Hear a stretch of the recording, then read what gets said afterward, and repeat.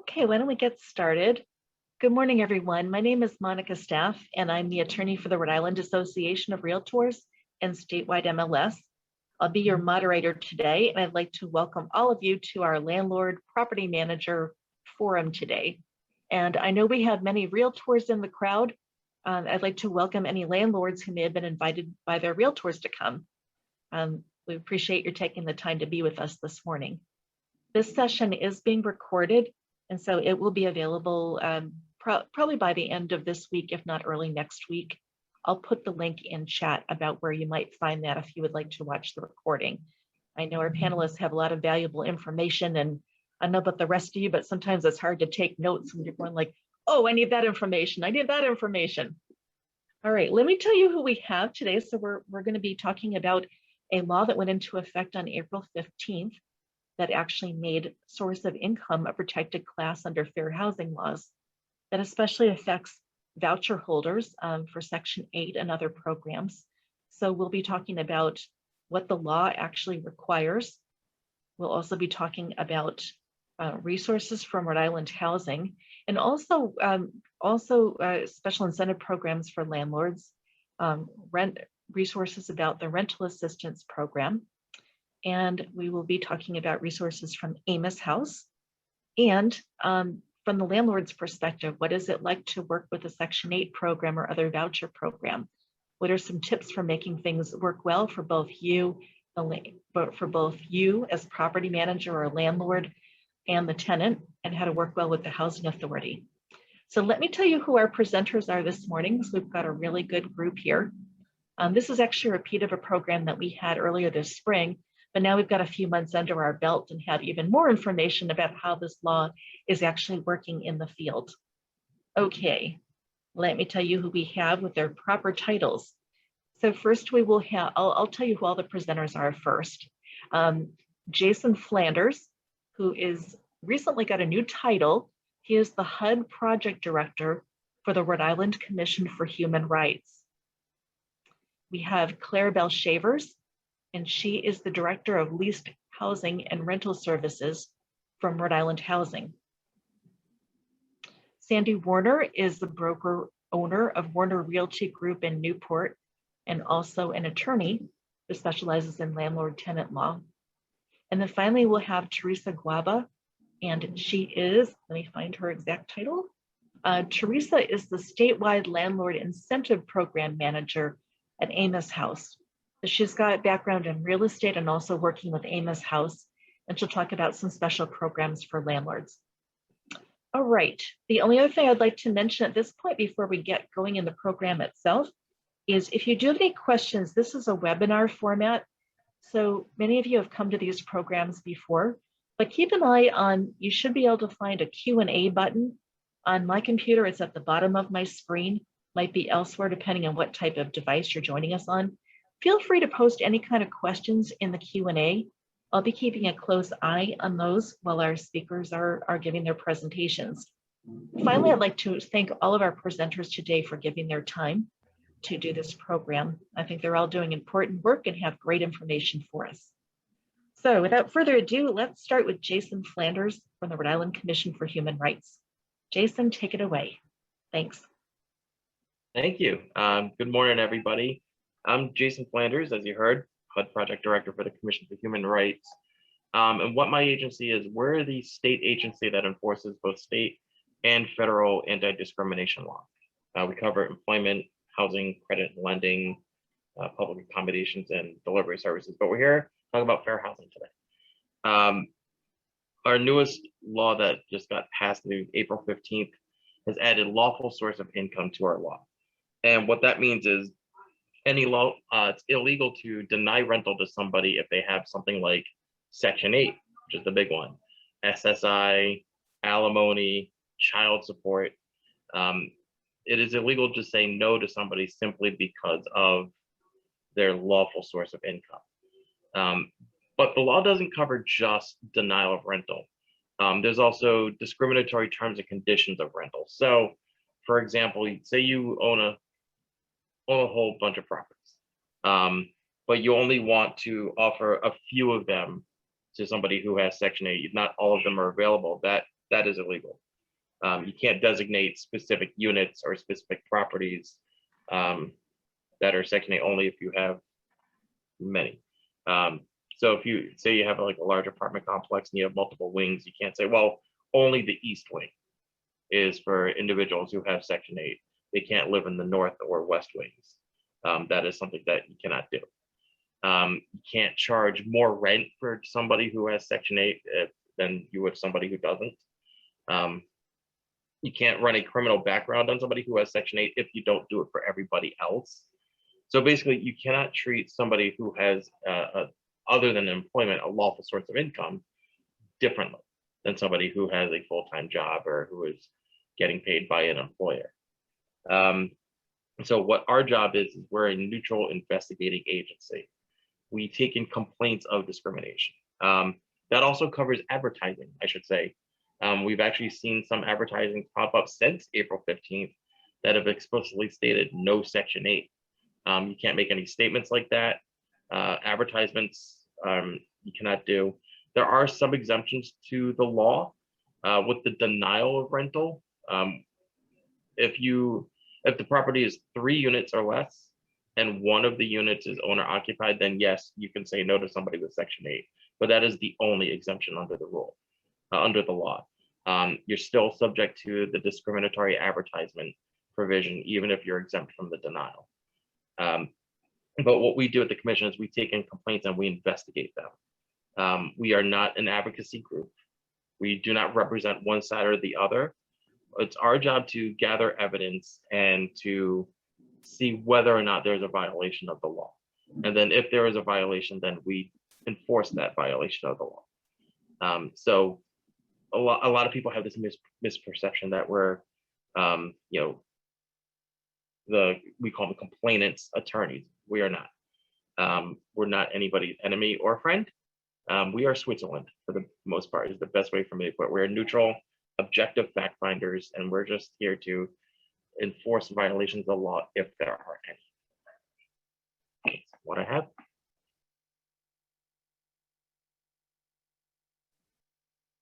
Jason, thank you. And as a reminder to everybody, you might have joined us a little bit late. If you have any questions for our panelists, please feel free to use the Q&A function on your computer or whatever device you're joining us with.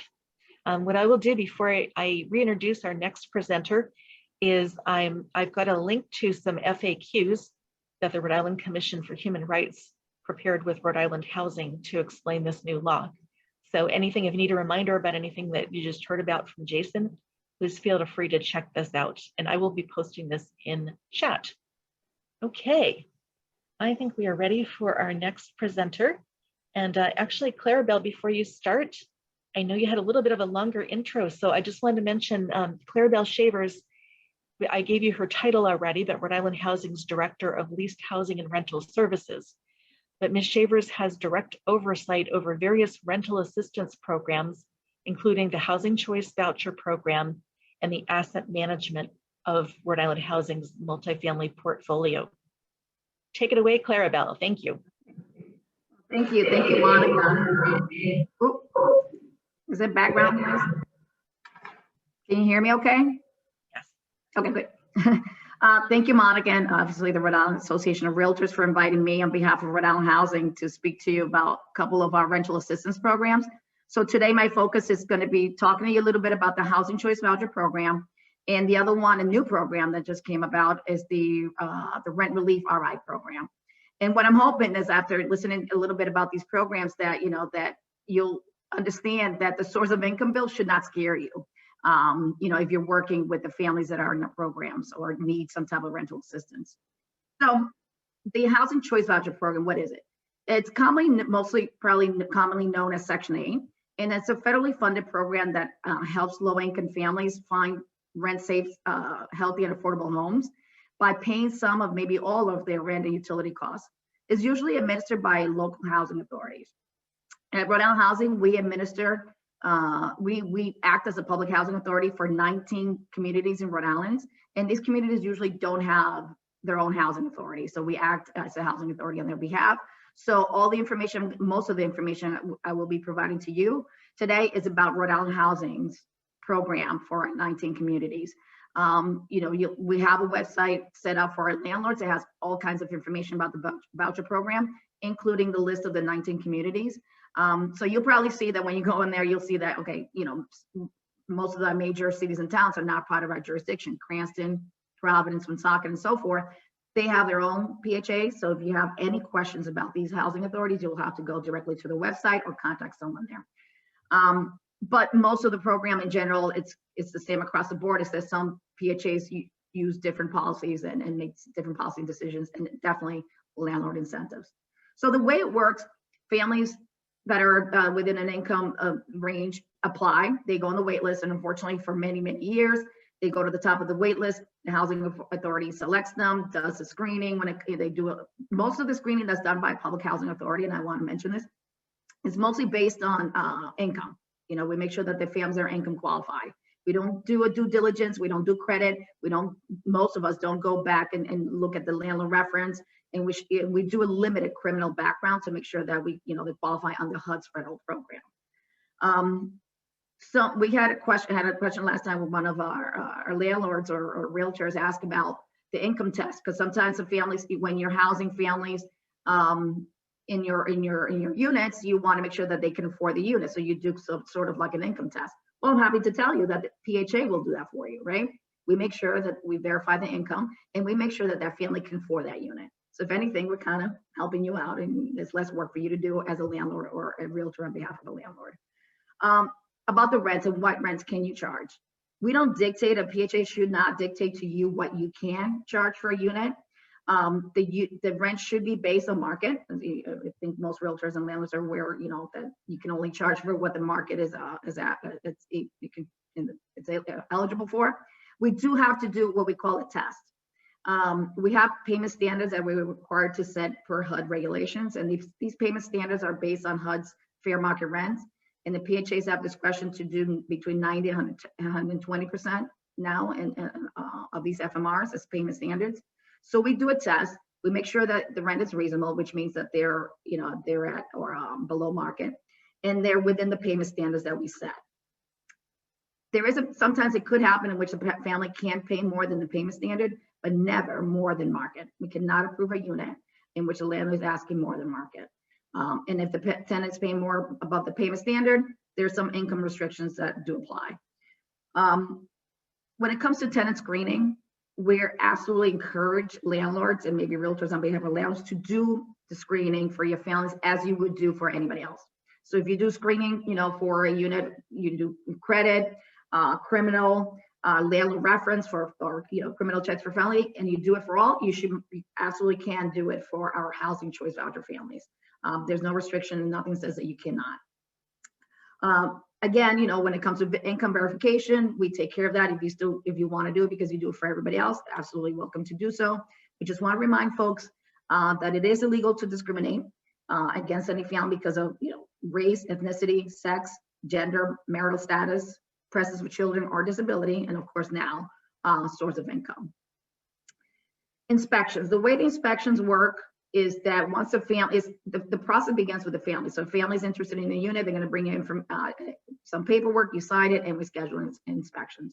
However, Rhode Island Housing is now offering as an incentive to landlords that we can do a pre-inspection. So if you're curious about, what are they going to look for, if I'm going to rent to somebody a voucher, then we can schedule a pre-inspection without having a tenant interested in your unit, so that way you can get educated on how the process works. Evictions and terminations.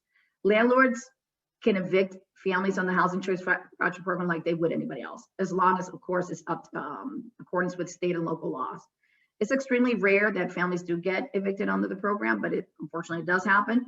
We do encourage the landlords to reach out to us to see if we can mitigate the situation and resolve any tenant landlord issues. So the benefits of participating in the program, there's quite a few benefits for a landlord. One great benefit is the peace of mind. And knowing that a good portion of the rent is guaranteed in a way that if a family's income fluctuates, like we've had COVID and impacted many families, then we will adjust the rent accordingly. So if the family's income goes down, we bring up the subsidy, so that way that landlord is protected, and the family's protected as well because their portion goes down. So that gives you a little bit of peace of mind. We also, if you have a turnover and you need somebody to be referred to you, we always have a list of families looking for housing. And it's such a tight market, that we welcome any landlords that want to rent their unit to one of our families. We also have a mitigation fund. So if there's any damages to the unit when the tenant vacates, we can provide some type of assistance. The process to become a landlord really, again, starts with the family. So family gets a voucher, they go, they find a unit, and they give the landlord a form. The landlord fills out the form, both tenant and the landlord sign it, give it to us, we schedule inspection. And then at the same time, we negotiate the rent, right? So you tell us what you want, we do our tests, and we go back and forth whether it's within the range that we can accept. And then eventually, after it's all agreed and the unit passes, we enter into different types of agreements, right? So there is the lease, and we don't dictate what type of lease to use. As long you should be checking with our counsel just to make sure that the lease meets all the requirements, but we don't approve the leases. We do provide a sample lease if an owner wants or landlord wants. So the lease is signed by the tenant and the owner. So the lease relationship is not with us or the tenant or the owner. It's between the tenant and the owner, like it would be with any other unit. There is a housing assistance payment contract that we do execute with an owner, and that spells out the responsibilities between each party. And then there is an agreement that the tenant signs with us that they're going to comply with the programs. So everybody has a role. So the landlord's role is to make sure that they provide a decent, safe, and sanitary housing to our families. They make sure that the unit passes inspection, both initially and then every 2 years after that. And then also to agree whatever services you agree to provide as part of the lease, utilities or whatever other services that you do actually provide them. The tenant's responsibility is to make sure, like anybody else, like any tenant that you would have, to pay the rent on time, to keep the unit in good condition, and to notify us around housing of any changes in the household composition and income. Our responsibility is to manage the program, but more importantly is to make sure that we pay you or pay the landlord on time. We also monitor to make sure that everybody's in compliance. Unfortunately, if we have to terminate, we pursue termination. We also are responsible to make sure that we re-examine the family's income and household composition at least annually. So all that, we understand that the process, unfortunately, as much as we want it to be less paperwork, and we've tried to streamline it as much as possible and to be a shorter period of time than somebody without a voucher, there's still quite a bit of work that needs to take place, inspections and paperwork. So in order to get more landlords to be willing to participate in the program, we have some incentives. Right now, we're offering new landlords that offer a unit to our families a $2,000 incentive payment. If they add more than one unit, we give $500 for any additional units that they're willing to lease to our families. If you're already part of the program and you have an additional unit, we have a $500 incentive program for you. We also, again, like mentioned before, we can do pre-inspection so you can get educated in the inspection process. We have an improvement fund that pays up to $2,000 in repairs when a unit if somebody vacates for any damages. And then we also can connect you with the Let's Safe program, and we administer a Let's Safe program here at Rhode Housing that provides free lead remediation for our landlords. Last but not least, we can also help the family with the secure deposit assistance. So we provide all this incentive again to see if we can get more landlords to participate in the program. That is all that I have for the voucher program. However, thank you to Monica. She's given me an opportunity to also talk to you a little bit about the rent relief program. And the rent relief RI program is a new program we just rolled out at the end of March. And this is from new federal funding. And we have $200 million in the state that we have to deploy. There's some eligibility criteria that the families have to meet for this program. They have to be at the 80% of less AMI income limits, which for a family, I would say for a family of 4 in the state of Rhode Island is roughly $69,200. The families have to have a COVID impact, so they would have lost income or have increased expenses, and they have to be at risk of housing instability or homelessness.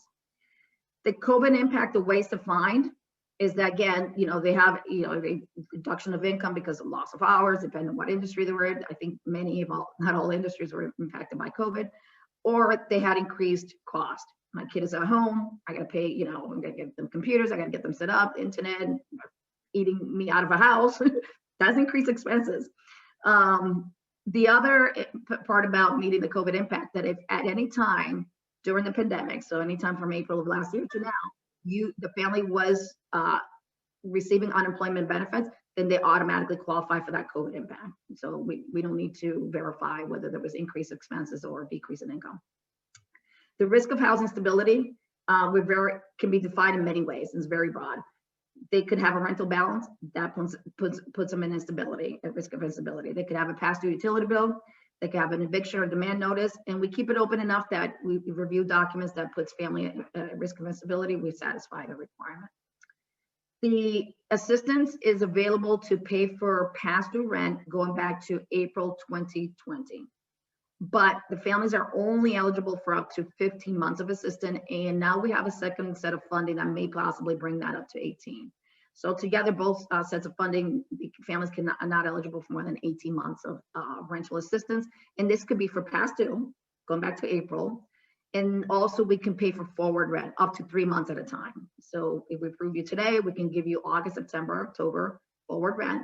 And if you still need assistance after that, then you have to come back to us and reapply.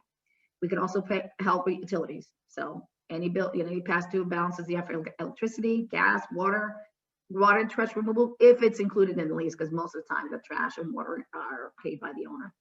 And any other type of other energy costs, like fuel oil.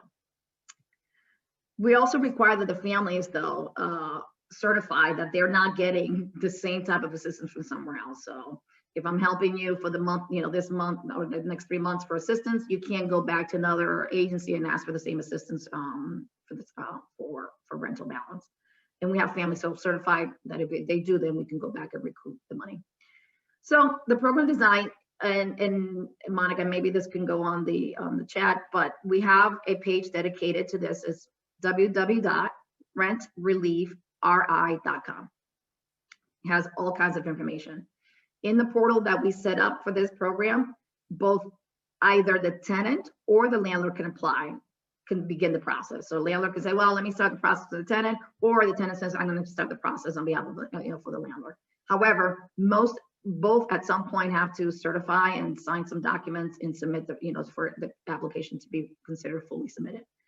We do have partners to help us with the program. We've got a call center that, have been wonderful, taking many of our calls. We have in-person assistance through several partners throughout the state. And we do outreach to, definitely different populations. Right now, we are trying to target families who are in eviction. So that way we can protect them and keep them housed. On the website, you're going to see quite a bit of materials about the outreach that we're doing. So if you want to share this with some of your other partners, we have a one-pager that talks all about the program. We have a community engagement toolkit. We also have FAQs, information how to apply, and also we have a Facebook page talk about the program. So I think I've taken enough of your time. So thank you again. Thank you, Clarabelle, and don't go anywhere because we have some questions that are piling up, especially for you towards the end of the program.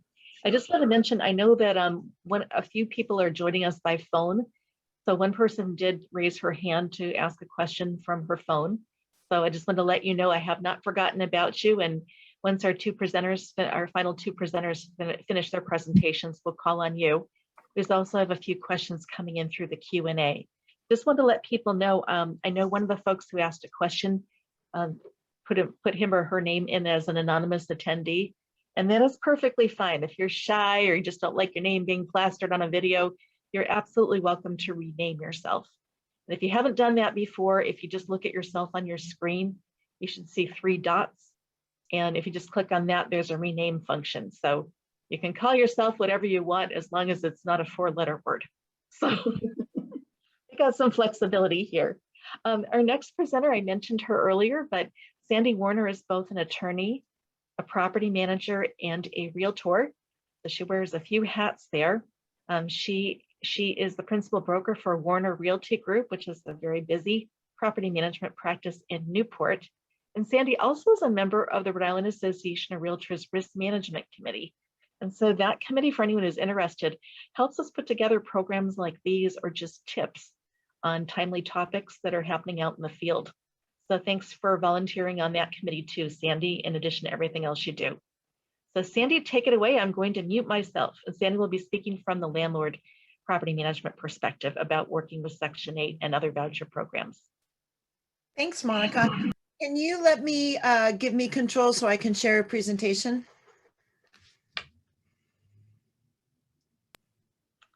Yes, let me make you a co-host.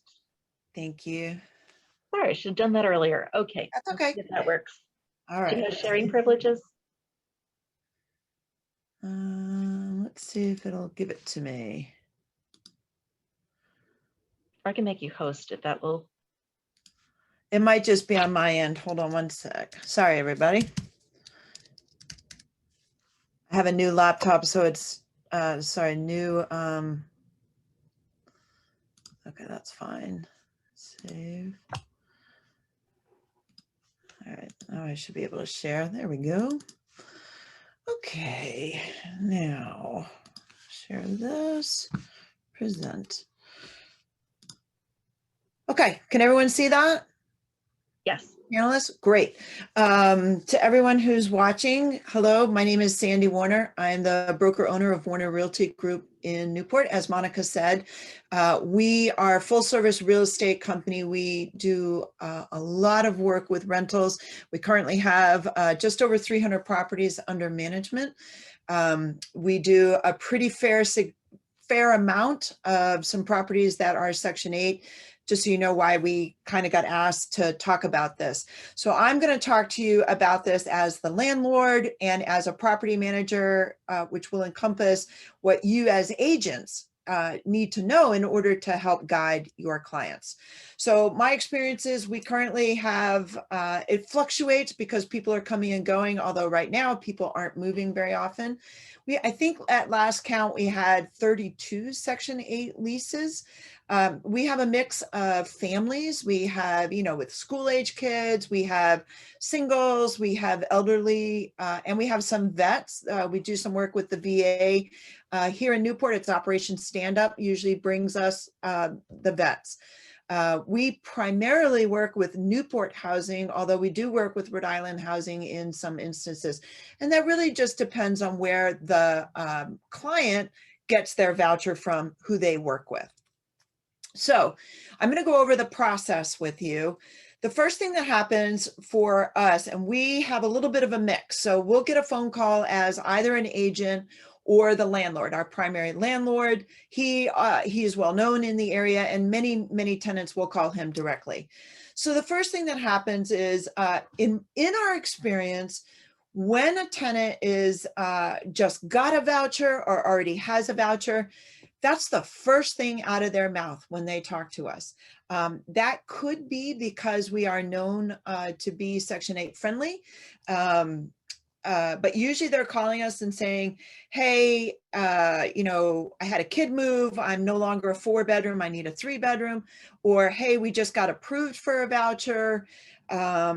Whatever. That comes up very early in conversation for us. If it's not in conversation, what we often do in our pre-vetting experience, pre-vetting conversation, just like if you're talking to a new buyer or when you're talking to a new renter, our question is usually, so where are you working? What brings you to Newport? Is this a conventional rent, or is there government assistance involved? You need to know where their money is coming from, because you have to understand what their budget is. It is okay to ask that question. It's not okay to deny them, but you still can ask the question. You don't have to wait until you're halfway through the process, because you need all this paperwork up front. And if you don't know they have a voucher, you don't know to ask for it, and you will never get the process started. So the first thing you have to do is a request for tenancy approval. Hopefully your tenant has it. In our experience, the majority of tenants do not understand the process. So if you have a copy of this, you can get this started for them. If you send this on your own, if you as a landlord, as an experienced landlord says, great, here's your request for tenancy approval, send it in. If you send it in yourself and the tenant hasn't signed off, the caseworker is not going to start that process. You're going to have to try to help a lot of these tenants if you want this tenant. the approval is generally 30 days from the time they receive the request for tenancy approval that you can see on the screen. There is a great site out there. Monica, I don't know if you want to share it. It's hud.gov/sites/documents 52517 PDF. It is specifically a list of the forms that you need to help your subsidized tenant move forward. It is to your advantage, agents and landlords, to move this process along. Particularly if you're showing an empty apartment, remember you got 30 days before this comes in. And if you're allowing a tenant to kind of sit on it, and I don't think it's meant to be unkind, but it's, they don't understand the process, so they don't understand what's being waited on, and who knows how many tenants that caseworker is working on. So learn the process and keep this moving forward so you don't have an extended vacancy. The second step is the proposed rent approval. Landlords, you set the rate. You don't have to do a different rate for it. It's two sides of that coin. You don't have to set a different rate for your Section 8 or your subsidized clients, and you may not set a different rate for your Section 8 and your subsidized clients. Just set your market rate and deal with the tenants as they come to you. You can call and ask your local housing office what the rates are. You may find that the PHA, the Public Housing Authority, will tell you, oh, we're not going to pay that rent that you're asking.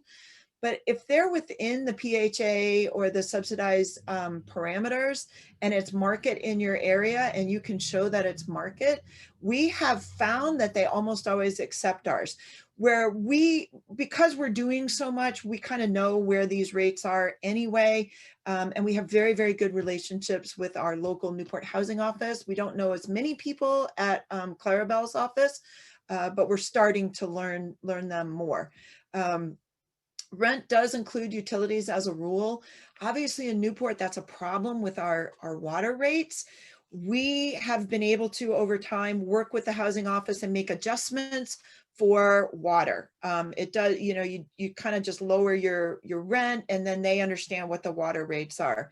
Real estate agents, please counsel your rental clients.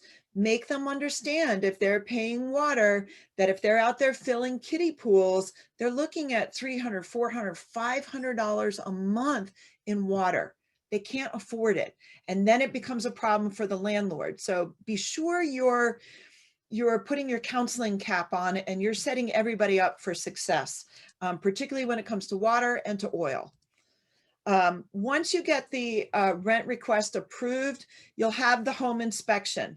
So this is what I'm talking about, timing. Even though you've asked in advance, you cannot have a pre-approved home that's ready ad infinitum. Your home inspection happens when you have a tenant approved. And that can take a little while. Here in Newport, we work with, or at least last I knew, it was Mercedes. So she will come, she usually comes really quickly. You'll get a pass-fail right on the spot. But like everybody in Rhode Island, in the country right now, the PHAs are having staffing issues. So it's hard to get it coordinated. We have on more than one occasion set up an inspection and had an inspector not show. Also, if your inspector's on vacation, they don't have backups. So timing is so crucial. Rhode Island Housing has an in-house inspector now. We have had an excellent experience with this person. I don't know his name. I'm sorry. My landlord's the one that usually deals with him.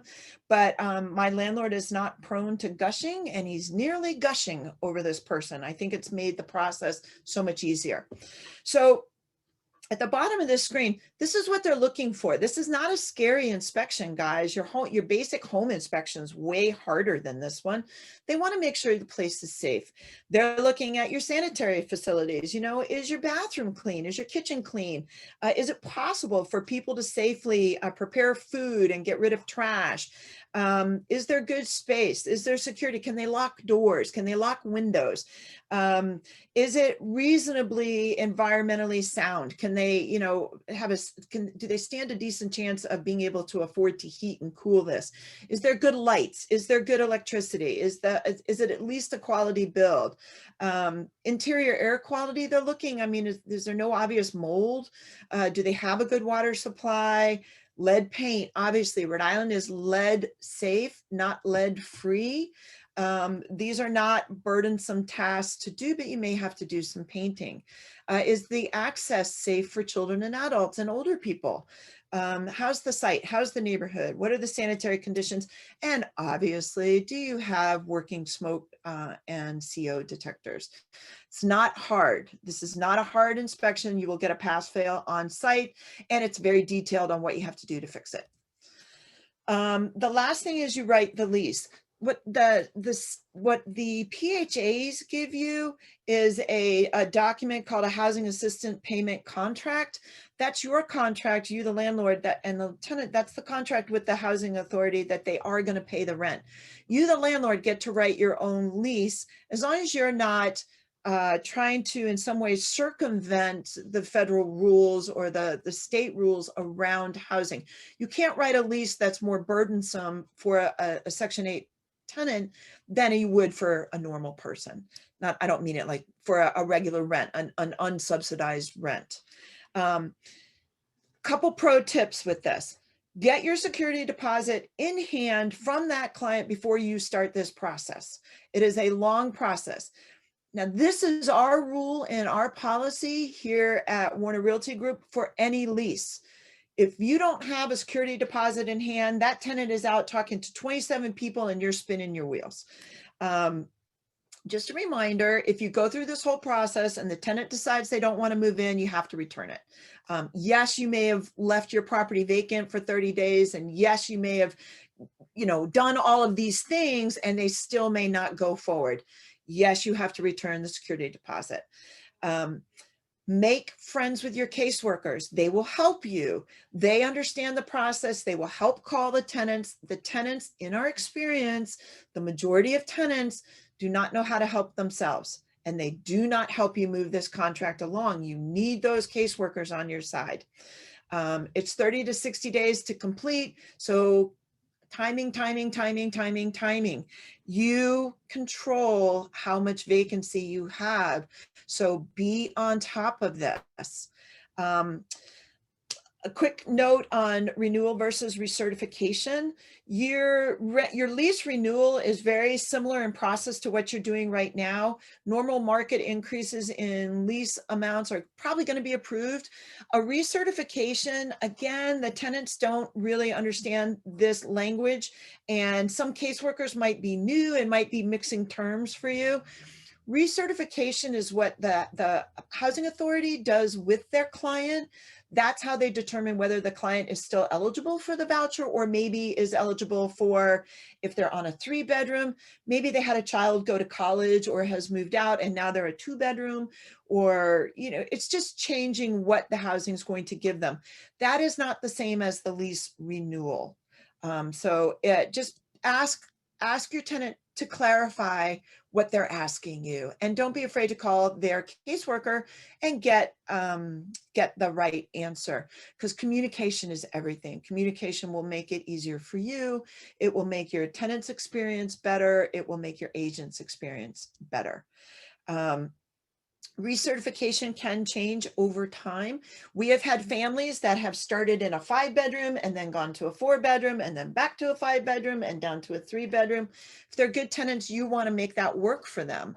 And so the recertification is where families change. That's all. Not scary. So my pro tips for this: timing is everything.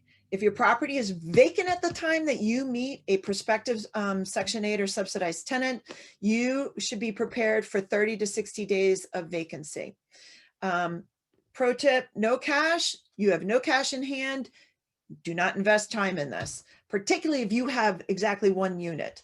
As with any rental, do not begin the process without a security deposit. guys, it's basic habitability is all they're looking for. If you are managing your property well, and it's a nice property and it's safe and it's clean, you're going to pass your inspection. Your biggest problem is probably going to be lead. Cultivate relationships in your housing office, work with them. You know, in Newport, it's really popular and common right now to hear on next door, like, oh, evil landlords and nobody can afford to work here and nobody can afford to live here. Well, listen, guys, there are landlords that only have one unit and they might not have big units. And here's an opportunity for you as a landlord to have guaranteed income and to help a family that maybe could help out with some of the staffing issues here on the island. So if you want to help create some more housing for people who need a little assistance, because our market's crazy expensive right now, this is a way to do it. Take advantage of what the housing offices are offering. Understand that you have recourse if these tenants don't pay rent. They're going to help you with repairs. They're going to even give you an incentive. You'll actually make more money because of the incentives that they offer right now. And the myths out there. It is not true that you can't evict a Section 8 client. It is not true that you can't raise the rent. And it is not true that they're bad tenants. They're just not. They're like every tenant. Some are great and some are not great. And you just got to take the risk just like you do with any other tenant. It's actually a lower risk because you know you're going to get paid.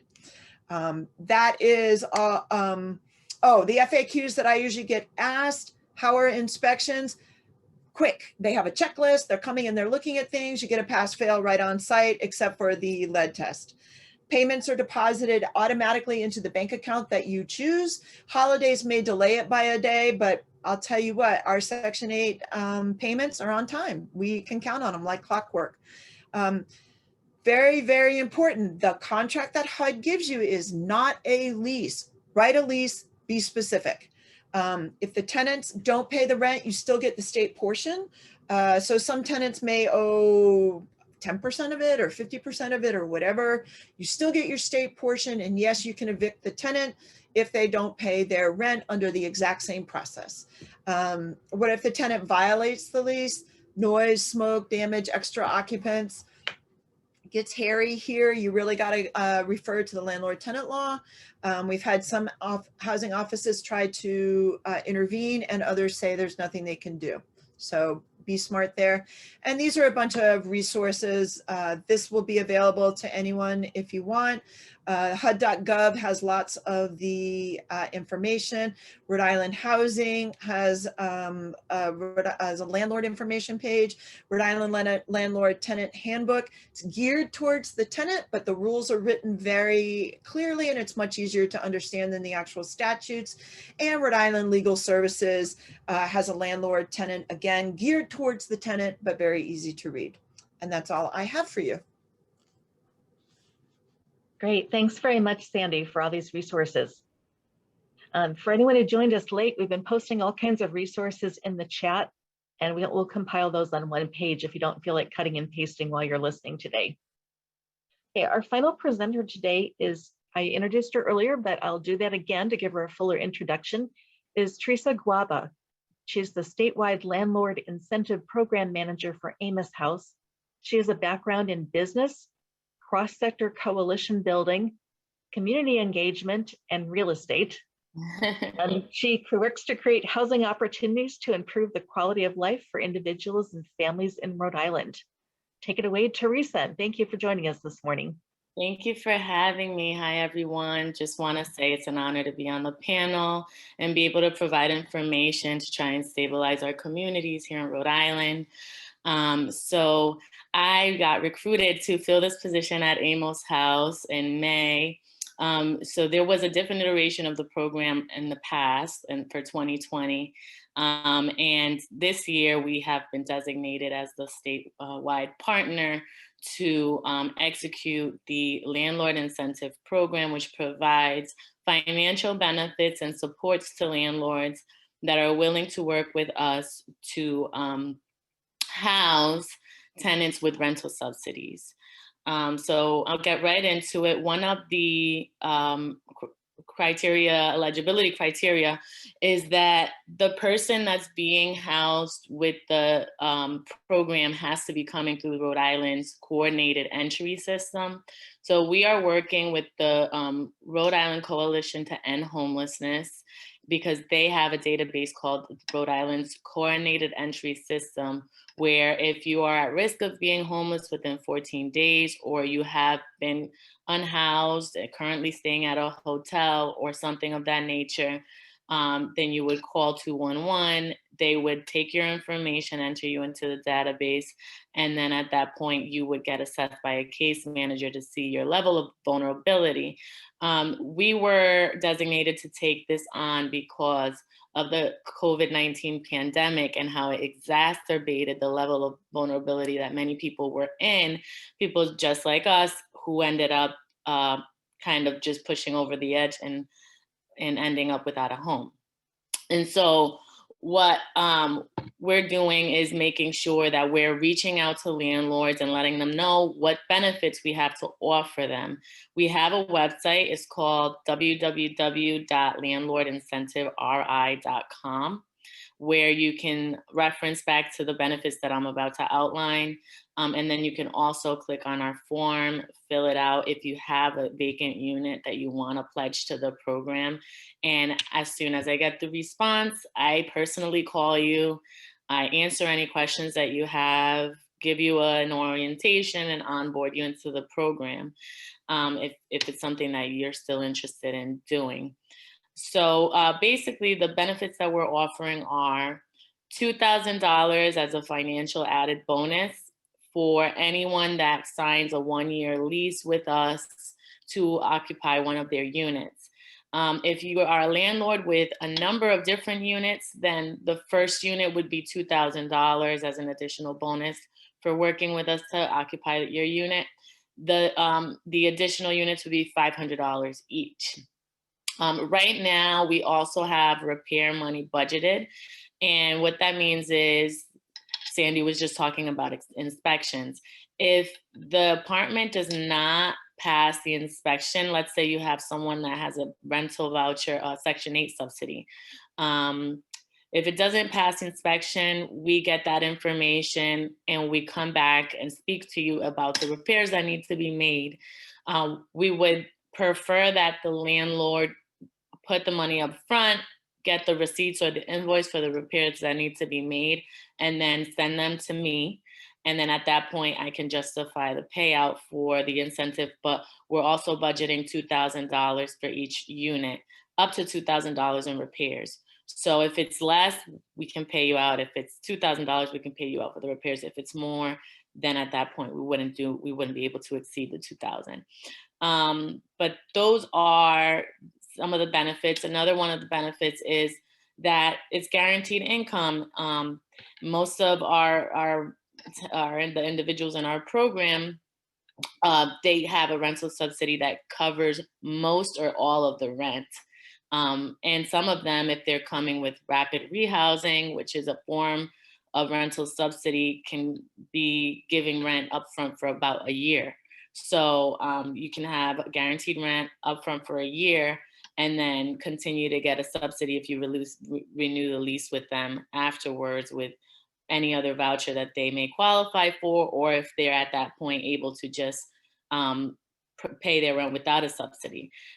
So these are things, and that's the entire premise of this, right? And so that is what we're trying to do. We're trying to incentivize landlords to work with us, to house people who are currently in a vulnerable position and want to get back to where they were before due to the pandemic.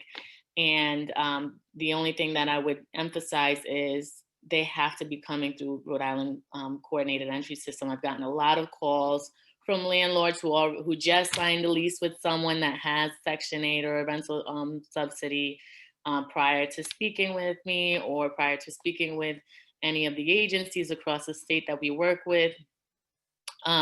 If you found your tenant and you signed a lease with them and they have a rental subsidy, if they are part of the coordinated entry system and they've been assessed as to where their vulnerability lies, then we would be able to work with you on the incentive. If they're just, you know, someone that you met as part of your marketing for your unit, and they happen to have a rental voucher, but they're not coming in through the Rhode Island's coordinated entry system, then we wouldn't be able to provide an incentive for those landlords.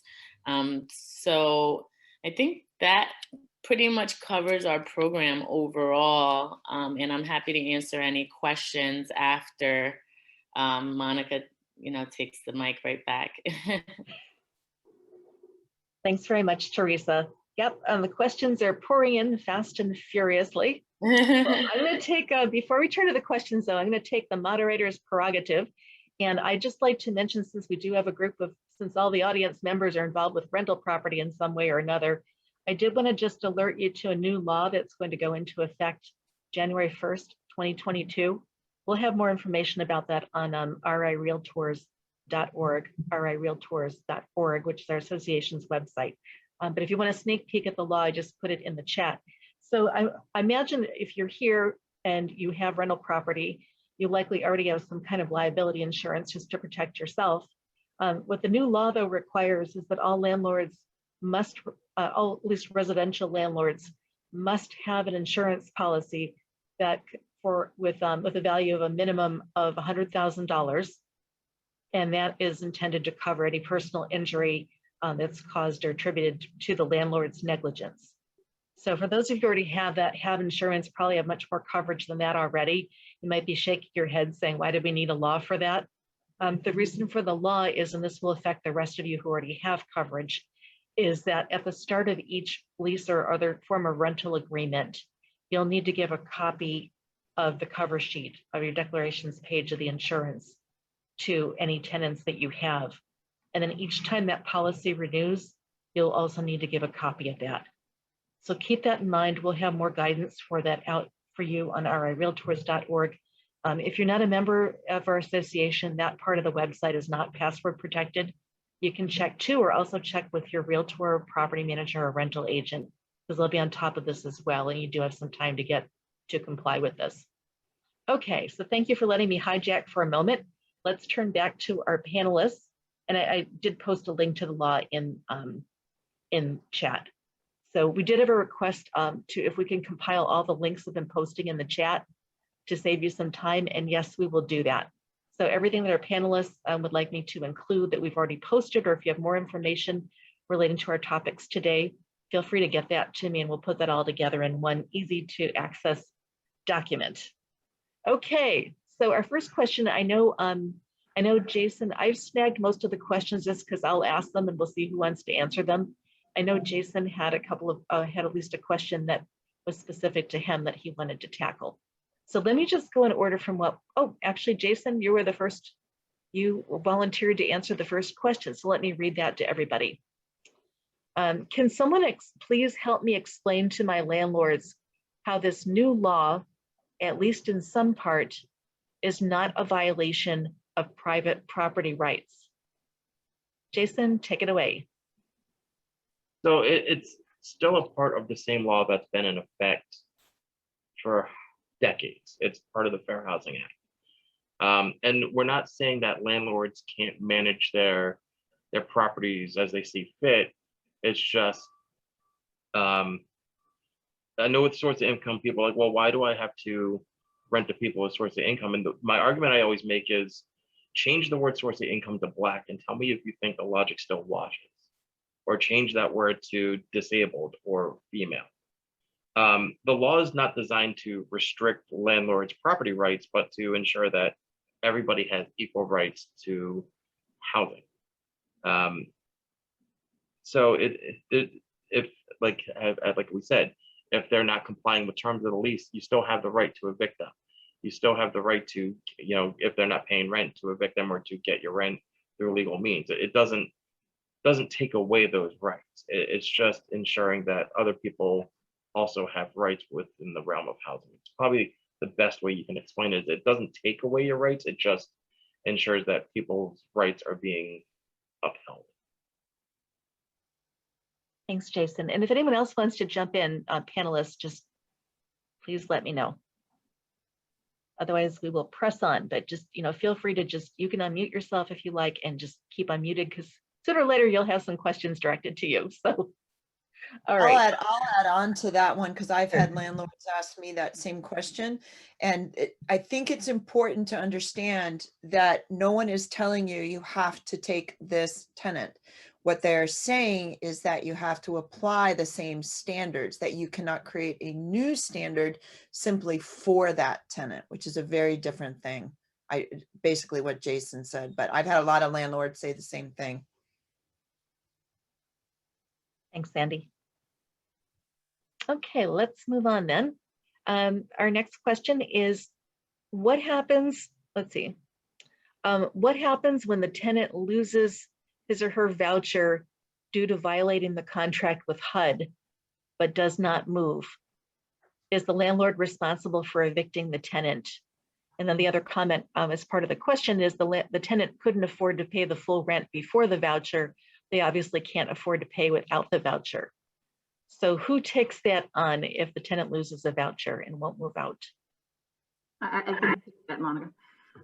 So if a tenant loses a voucher is because they violated, the program rules, and what happens sometimes is they just don't recertify, and sometimes they become over income. So I'm going to use the good example in which a family can lose their voucher because they're over income. They no longer need the assistance.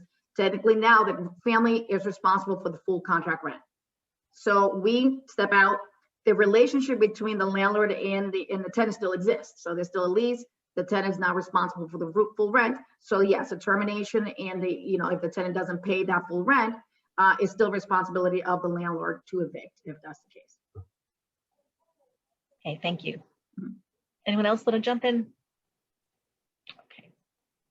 All right, I want to be inclusive and give everyone a chance to weigh in who wants to, but you don't have to. Okay. Our next question, and actually Clarabelle, stay put. I think this next one is also going to be for you. This question is, how are the rental payment standards determined?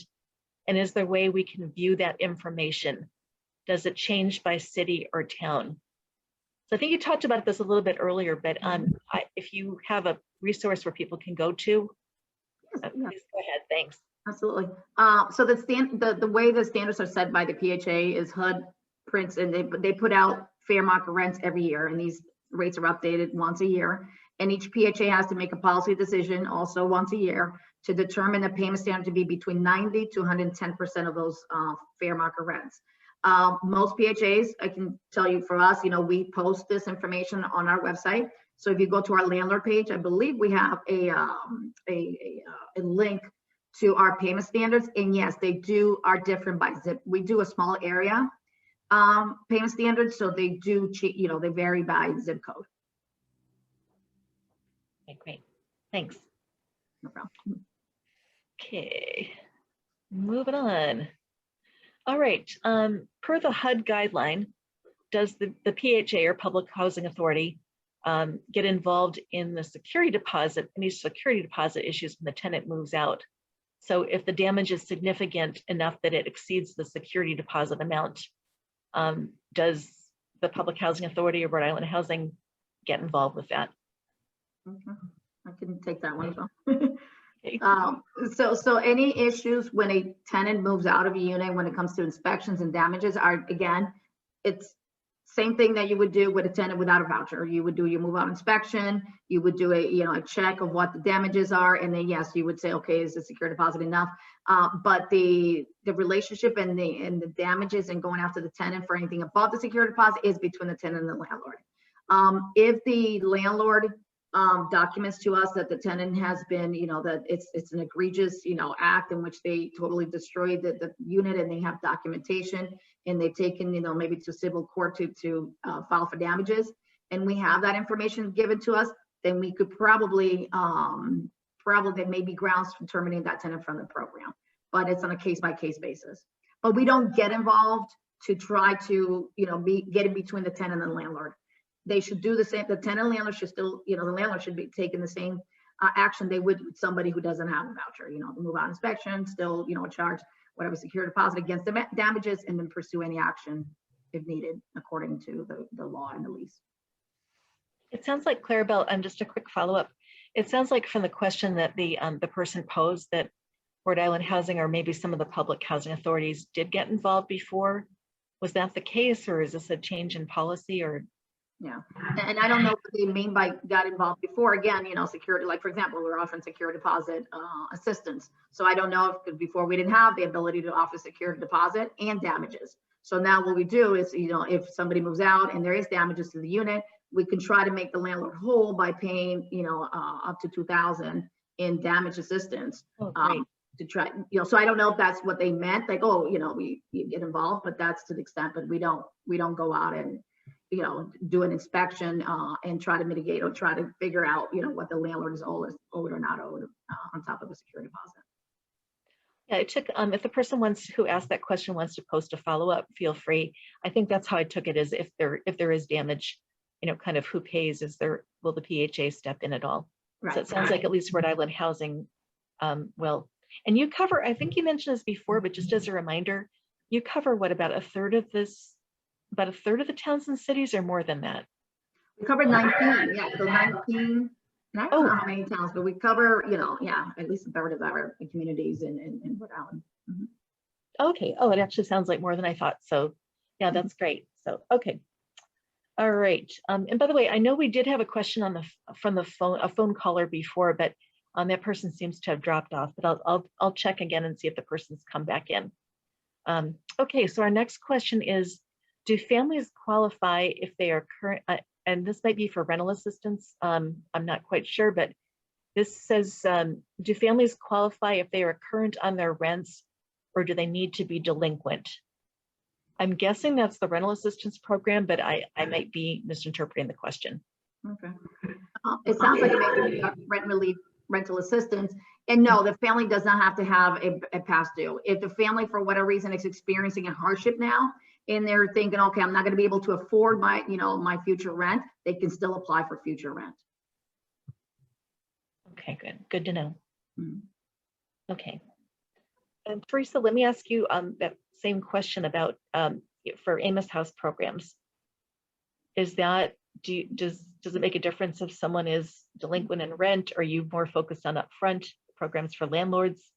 Yeah, for this particular program with the landlord incentive, we are more focused on just building relationships with the landlords and trying to make sure that we kind of debunk some of these myths, as Sandy had referred to them earlier, about, what type of tenants people with rental subsidies are, and that it's actually a good program where they could gain more money than if they were to just rent to anyone else on the market. Okay, perfect. Good plug. No. No, seriously, this is a chance. I don't know that everyone is listening, but for me, I mean, there's so many programs out there for everything. It's just hard to keep track. So I'm glad whoever made this suggested we put all the links together. And we've done that before, but we'll beef it up just so it's easier for you to kind of do one-stop shopping. I know that some of the links for Amos House and Rhode Island Housing were included on the invitation to attend this program. So that's one place, if you want to check something out today, that's one place you can get it if you don't feel like cutting and pasting from the chat. Okay, we've got boy, they're rolling in. All right, we're on a roll here. All right, the next question is, how can a landlord recover lost rent when a tenant moves out unexpectedly while trying to utilize the rent relief program other than legal action? Okay, so the tenant, it sounds like if the tenant's, sorry, my phone. Okay, sorry about that. Okay, sorry. Quiet. You're good. Monica, jeez. I know the legal for anyone who doesn't know me, I do the legal hotline for association. The legal hotline never sleeps. So surprised we haven't had more of those. All right, so that has given us enough time to stall while I was messing around with my phone. Apologies for doing that, everybody. At least you got to hear what my nice ringtone is. So if the tenant, so it sounds like Claire Bell, I think this is going to be for you again, but it sounds like if they're in the process of trying to apply for the rent relief program, and then the tenant just moves out, like how does the landlord get the back rent, or can they? Yes. And that's a very good question that we posed this, and this probably will need some guidance from Treasury. So Treasury is the government agency that dictates and gives us the rules and the regulations. Right now, the way it's set up is that in order for us to approve past due rent and future rent for families, the families have to still be in the unit, because the intent of the program is to keep the families housed and to prevent eviction and to prevent homelessness. So if a family's vacated the unit at this point, the Treasury guidance, the way it's kind of spelled out, it tells them we cannot pay that assistance. Now we are trying to get more clarification on that, whether can we pay for past due balance all the way through the time that they apply, because when they apply, they probably were living in the unit, and to the time that they moved out. So we're still looking into a little bit of clarification on that. If whoever's asking this question has a specific case that they're concerned about, email me and I can get some further clarification about it. And are you willing to share your email address? cshavers@rihousing.com. Okay, got that, everyone? cshavers@rihousing.com. Excellent, thank you. Yeah. Okay, so now we have a question about sublets and other people moving into a unit. So I can take that. okay, sure, go ahead. So that's covered in your lease, Tara. So your lease, the PHA is not getting involved in how you write your lease. The PHA is guaranteeing you that they're going to pay a portion of that tenant's rent. So any agreements that you make with the tenant need to be memorialized in your lease. Your lease should have a provision that says you cannot sublet, you can't have others moving in, and you may, depending if you have a reason to believe that this is a group that may do that, you may want to build in a subsequent inspection. Any violations of the lease are covered under standard Rhode Island landlord housing law. So in other words, you give them a notice of violation. I think that's the 20-day notice, and then you would take the appropriate steps from there. Great. That's true, Eric. You're right. Housing doesn't allow people who aren't on the lease to live there, but housing's not monitoring that. So you need your lease to discuss that. I think this goes back to, I think there is some confusion that housing is, that housing's in charge of the tenant, and housing is not in charge of the tenant. Housing is in charge of the portion of the rent that they pay. The landlord is in charge of the rules and regulations set up in that property and is responsible for enforcing those rules, both for the benefit of other tenants in the property and to maintain the value of the property. Okay, thanks, Sandy. All right, now we're going back to who bears the cost of the inspection and lead test? Landlord. So for the, and I don't know if they meant the housing quality standard inspection for families, we bear the cost. So, we do not charge the tenant or the landlord for any housing quality standard inspections. Okay, great. Does anyone know if that's true of other public housing authorities? Yes, it is. Yes. No Okay, housing great. charge the tenant or the landlord for inspections. Okay, great. So you're not digging into your pocket to do that. Just any work. Right, right. But for the inspection itself. Good, okay. All right, if you decide to sell your property, is the Section 8 situation, I'm guessing lease. Let me try that again. If you decide to sell your property, the question is the Section 8 lease, I'm assuming, transferred to the new owner, or is it canceled? It goes just like the regular rental contracts. Yeah, so it transfers to the new owner. Yeah, sorry, I thought I was talking over somebody. Just like if you sell your property, and I think this might be Dee Durant, if you sell your property, the contract holds. The sale of the property does not invalidate an existing lease. So your Section 8 subsidized lease is a lease and is subject to all requirements of any lease contract. So the incoming buyer has to set up a payment situation with Section 8 with the local housing authority so that they are receiving the rents. So that's something you'll want the closing attorney to be aware of, and you'll want to fill out your new ACH form with your local PHA so that they can pay you. But yes, you can't, it doesn't invalidate the lease. The lease carries until the lease is terminated. Right, and like Sandy said, that's true of any kind of lease that you have. It's not unique to Section 8. If there's a lease in effect and the landlord transfers the property, that will carry over to the new owner. Month to month is a different story, but anyway. Okay. How would a landlord know ahead of time whether a potential tenant entered the Section 8 program and whether they are eligible?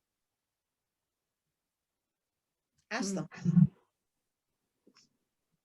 I mean, I can take that one. I mean, we don't, only the tenant, only the applicant of the program is aware of their status on the wait list. We don't share information about applicant status with anybody outside of the applicant and their family.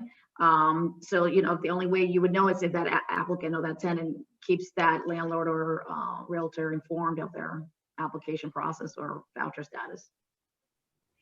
It Great. sounds like the question might be, what if you have a regular tenant who's been on standby and they all of a sudden get a voucher? Is that the question? I'm not sure. We're doing a little bit of mind reading here. So feel free to post a follow-up question, Diane. So.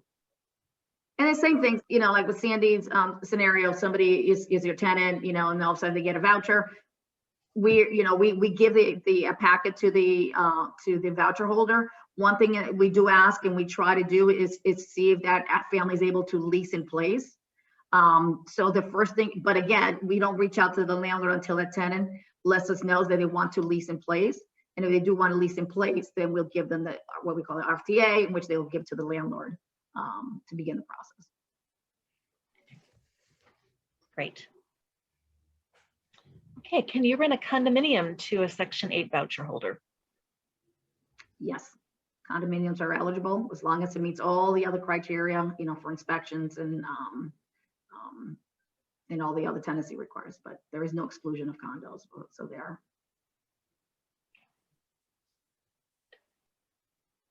Okay, and Clarabelle, we have another request for the, whoops, hit the wrong key, the link to the payment standards.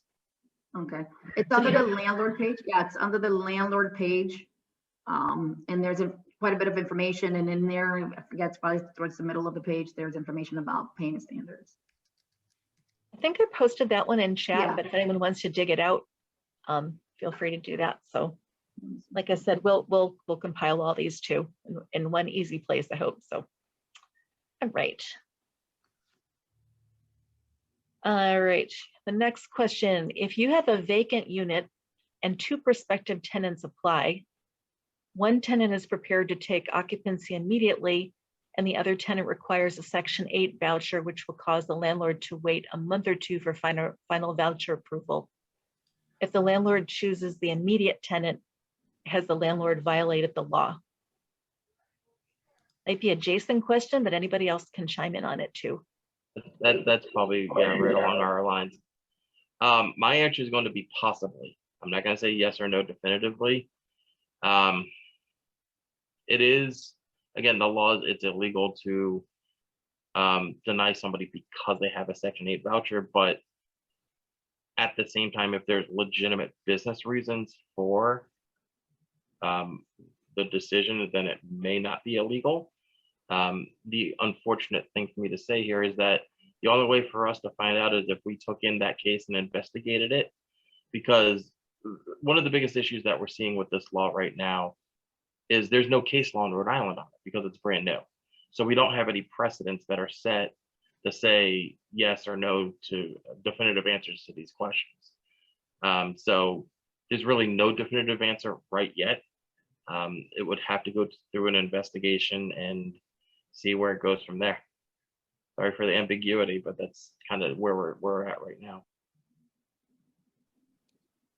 No, that's understandable. I'll say this on behalf of Sandy too, since she and I are both lawyers. We answer a lot of questions with "it depends." because some things are really fact specific, and much as we'd like to have like very crystal clear guidance on everything, sometimes you don't know until you see a specific case or situation come before you. Okay. Exactly, and that's the same thing. That's the same thing for the commission. We don't know until we see it and we go through it. So, haven't been there yet.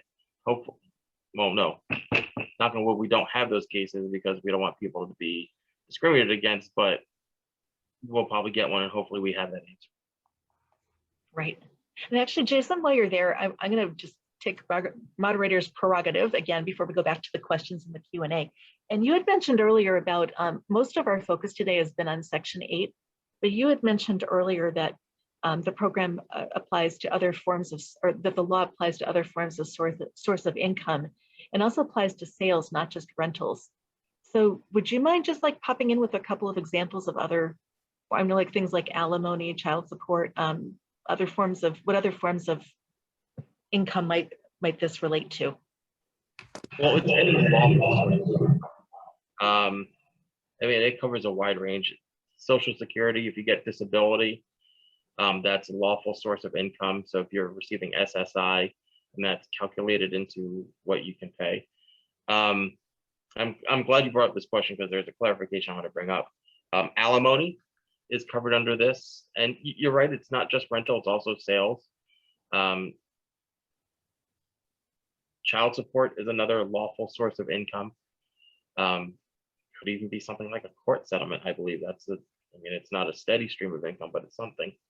The other thing about this is you can't ask an applicant specifically, do you have Section 8? That's a question that you actually cannot ask. You can ask, what is your source of income, or how can you pay for this unit? And then they can explain, I have this, I have that, I have Section 8, I have SSI, or what have you. But pointedly asking that question about do you have Section 8 is not allowed under the law. So alimony, child support, disability, Section 8, and any other, again, lawful is the key word here, any lawful source of income. Right, so no drug money. Okay, no money from hitting people, killing people, or anything like that. So, all right, here's one. So let's say that you're not working with Clarabelle, because we know everything's going to go completely smoothly with her and her department. But let's say that you're working with a public housing authority, and you've got a problem with what they're requiring you to do, or how they're interpreting things. So how do you go above someone's head? Who's the boss if you're having an issue with a local public housing authority? So Monica, yes, I'm hoping, but if it is, please let me know if you're not happy with something we're doing. But in most cases, depends on who you're interacting with, it should be escalated all the way to the executive director. What we have found is sometimes we get complaints from either tenants or landlords to us about another housing authority's policy decision or some process. And I just want to share with everyone that we don't have oversight of the other housing authorities. Just because we're a state agency, we don't have oversight. So if there's an issue, or you're just not, maybe you feel they're violating some type of rule or fair housing, then HUD is the ultimate authority over the public housing authorities. I could get some information, Monica, about the local contact from the HUD office in Rhode Island, that if there's any issues with local public housing authorities, that's where it should escalate to. Okay, yeah, I think that'd be helpful. And I know one of the audience members posted that he once, in his experience, one time a housing authority changed the lease after he signed it, after the landlord signed it, before the tenant signed it. So obviously that was shocking. And so he had to make a few attempts to get it fixed with the local deputy director. Yeah. So yeah, I can understand why people are looking for, in those cases where things go wrong, I can understand why you'd like to know who to contact. Yes, and I would say most of the stuff will probably get addressed if it gets to the executive director level, because I think program area staff, maybe lack of training, or maybe policies that they're not aware of. But I think most of the times when it escalates to an executive director level, it might get resolved. Okay, Sandy, have you ever had to get anything resolved like that, or? No, and I think a lot of it is just so much experience. we see the caseworkers coming in and coming and going. We were lucky to have a director down here for a while, or whatever the head of the local office was, very hands-on and taught us a lot, would come and show up at the properties with us. So no, I guess we don't wait.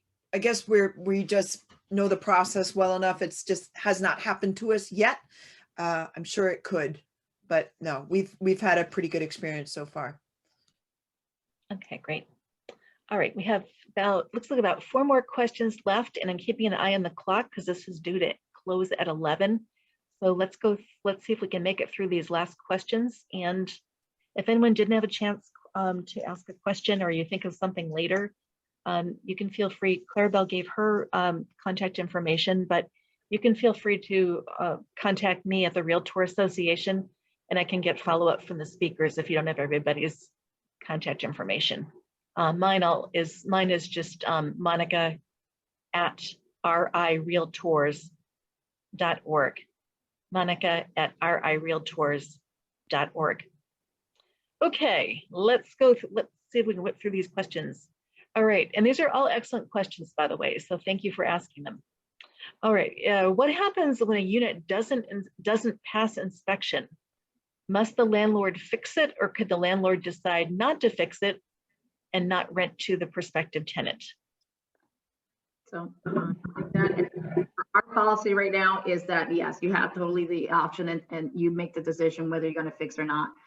We've amended our plan in the last few years to still allow us to enter into a contract and start paying a landlord, even though it fails inspection, as long as it's not life-threatening.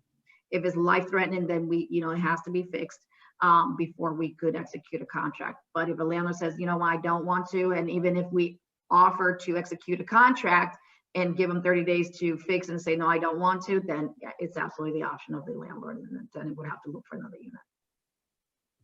Okay, thanks. And Jason, would that be a form of discrimination under the new law? If a landlord decides that they don't want, if they're not able to work with Clarabelle or the Public Housing Authority to still go forward, would that be a violation if they say, heck, I don't want to fix this or don't have the money to fix it, so I'm just not going to rent it? That's a good question. I don't actually have an answer for that, but I will look it up to see, because that's kind of an interesting twist on that. Because the thing is, like, the discriminatory decision has to be based on them being a housing voucher holder. So I don't want to do this because they have a Section 8 voucher. I'm not entirely sure if that's the same as I can't afford to make this repair. So I'll have to do some more research on that one, look that one up. Oh, sorry, I didn't mean to put you on the spot. I thought if some of the things were, I could understand, like, if some of the things were major enough that the landlord wasn't aware of before, they might not be able to rent to anybody, period. But it's just kind of the difference between the two. So, okay, thank you. I'll say this: if their unwillingness to do the repairs after an inspection, it may constitute a violation, because now their refusal is denying this individual the housing because they have a Section 8 voucher. So it's a little bit complicated. And that's what we would have to look at is, it's a tough one. I like that question, and don't worry about putting me on the spot. I kind of like that. The pressure's good. So yeah, that would be an interesting case for us to get on whether or not the refusal to do the inspection would constitute a refusal to rent, because that's a condition of rental for a Section 8 voucher holder. That's pretty interesting. Okay. All right. Sandy had talked about utilities before, so I don't know if Sandy or who else might want to take this question, but what arrangement is there? What arrangement can you make for a Section 8 tenant who wants to rent a unit that requires the tenant to pay all utilities?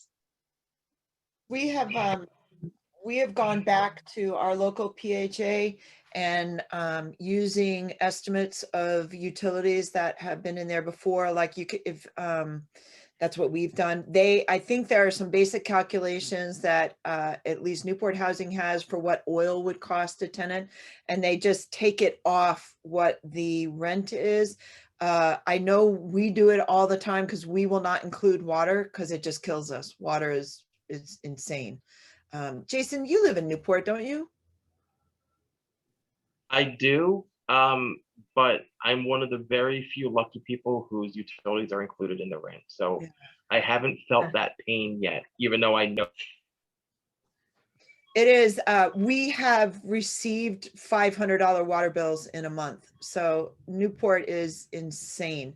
So yes, they can do it. It just comes off the amount of, this is going to Bill Dwyer. It just comes off what what they'll pay you in rent. They'll just make an adjustment so that your tenants have to pay the utilities themselves.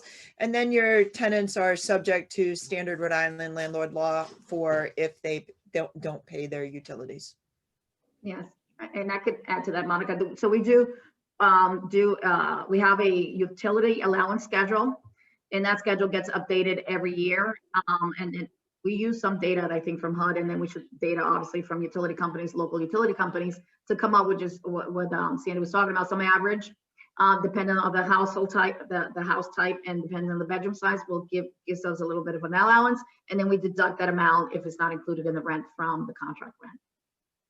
Yeah. All right, here's a fast one. How long is a Section 8 lease? How We long would do you try want? it to be one year. The initial. Yeah. After that, it can become month to month. All right, couple more left. If a tenant, I think you may have addressed this already, but I'll just mention it anyway in case someone missed it before. If a tenant lives in an apartment and gets a voucher in the meantime, does a tenant, oh, no, I'm sorry, this is a different question. If a tenant lives in an apartment and gets a voucher in the meantime, does the landlord then have to accept them and make the house up to code? So I think Sandy might have mentioned I think Sandy or Clarabelle mentioned earlier situation with an existing tenant who then qualifies for a voucher program. Right. So if somebody's on the wait list, they get pulled up, they get a voucher. It's a family's choice, right? So they can say, yes, I want to stay in this unit. And that's a good question about the source of income net bill now, that if that family tells the landlord, hey, I want to stay here, but of course they're going to inspect. And if you don't want to fix, what happens next? That's a good question. I don't know if it becomes a source of income violation. So. The 2 times it's happened to us, they've had a change in family size and the voucher has been different than the unit that we have. So we've been able to move them. So in our scenario, we have kept them because we have a history with them and we know them, but it has never happened. Honestly, we would never have a problem in any of our units that ours wouldn't pass. So that wouldn't, and I think that's the goal is your houses under any circumstances should be habitable. That's all Section 8 is asking you to do. They're not asking you to make it more habitable than it would be for any person in the world. So that hopefully is not an issue. Obviously, some landlords do have older buildings. I think the biggest fear is probably lead, and you may have to paint some windowsills or something, but housing is willing to help you do that. And particularly in the market right now where we can't get vendors, it sounds like you would be able to go back to housing, get the money to pay the painter, and then housing's going to let you do the contract. And you just wait until the painter, at this point, it could be 6 months, who knows, until the painter can come in and do that. But, lead is a problem, guys. It's a problem for you. It's real. For the damage that it does people is well documented. I mean, these are things that we need to be doing anyway. But that would be my answer. If you're taking reasonable care of your property, you shouldn't be afraid of that. It's okay. And I've got just 11 o'clock right now. So let me just let me do 2 quick things and then I'll thank our panelists and let everybody go. So one of the audience members missed the first part of the presentation due to some login issues, wanted more information about Amos House. So Teresa, I don't know if you want to post your contact information or give that so she can contact you. Yes. Okay, there you go. Okay, thank you. And then the final question/comment was, this seems unfair to the landlord. I understand protecting tenants, but do these housing programs expect a landlord to lose money to bring in a subsidized tenant? Nope. Who is advocating for the landlords? Okay, I'll say as a property manager, I'll take that one. Nobody is requiring the landlord to do anything. They are saying that if you are, you cannot refuse a tenant simply because they are Section 8. If you can't get that tenant in a reasonable time, nobody expects the landlord to go 60 days vacant. It's not a good fit. But if you can make it happen, and if you know that property is coming up and you can get it inspected, and if your only reason for refusing that tenant is because they are Section 8, that is the problem. But there's nothing in here that is asking you as a landlord to do anything different than you do under any other scenario. They can do inspections while you have people in there. As far as I know, am I correct on that, Claire? I believe You're we. absolutely correct. Absolutely Yeah. correct. So your landlord is not, their rights are not being impinged. They're, you know, and my biggest landlord that deals with this is pretty far right. And he is all about property rights, and it's just giving you, it's just a way to give everyone an equal shot at a bite at the apple. That's all. It's not taking away any rights of property owners. Right, and one thing I just want to say about that is you also have to look at it from the prospective tenants' rights, as well as how fair is it to them that this one thing may prevent them from getting housing. Correct. And it's not just that one tenant, it's a whole bunch of tenants that have these vouchers. So it's more of like I don't love using the greater good word, but it's kind of like that. It's who is it affecting more? Is it affecting a landlord, or is it affecting like a much larger group of people? And that's what kind of the anti-discrimination laws are here to protect, is larger groups of people aren't treated unfairly simply because they're part of what we call a protected category. And in this case, it's the lawful source of income. excellent. Well, I want to thank all of you who are listening in the audience today. We appreciate you joining us and asking such good questions. We will have this posted by the video by early next week, along with a compiled list of links. So if you just go to rirealtors.org,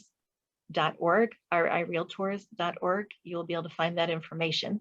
And I'd like to thank again, let's give a virtual round of applause for all of our panelists who are kind enough to share their expertise today.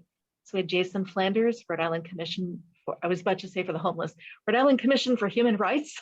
And I think all the panelists did post their contact information in the chat. If you didn't catch it, feel free to contact me at the Realtor Association. Amelia Monica there. I'd also like to thank Claire Bell Shavers from Rhode Island Housing, Sandy Warner from Warner Realty Group, and Teresa Guava from Amos House. We really appreciate your taking your time today. Thanks, everybody. Have a good day and good luck with your next transaction. Thank you. Thank you. Thanks, everybody.